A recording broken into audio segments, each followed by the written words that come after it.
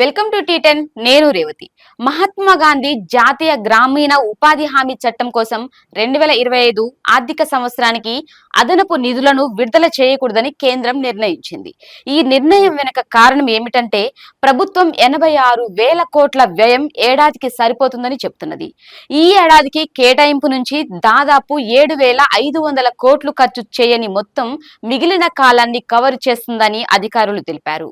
కొన్ని రాష్ట్రాలు నిధులను మళ్లించి అవసరమైన వారికి ఉపాధి కల్పించాలనే దాని అసలు ఉద్దేశం కాకుండా గ్రామీణ ఉపాధి హామీ పథకాన్ని ప్రత్యామ్నాయ ఆదాయ వనరుగా మారుస్తున్నాయని కేంద్రం వివరించింది. కోవిడ్ సమయంలో రాష్ట్రాలు అత్యధిక మొత్తం దాదాపు 1.1 లక్షల కోట్లు తీసుకున్నాయి. అప్పుడు గ్రామీణ సంక్షోభం ఉంది.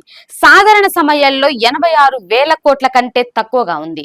గ్రామీణ డిమాండ్ బాగానే ఉంది అని ఒక అధికారి తెలిపారు. ఇప్పటి వరకు 2025 ఆర్థిక సంవత్సరంలో కేంద్రం 82,684 కోట్లు విడుదల చేసిందని, దీని వార్షిక వ్యయం 86 కోట్లు అని వివరించారు. అయితే వాస్తవ వ్యయం దాదాపు 94,500 కోట్లు.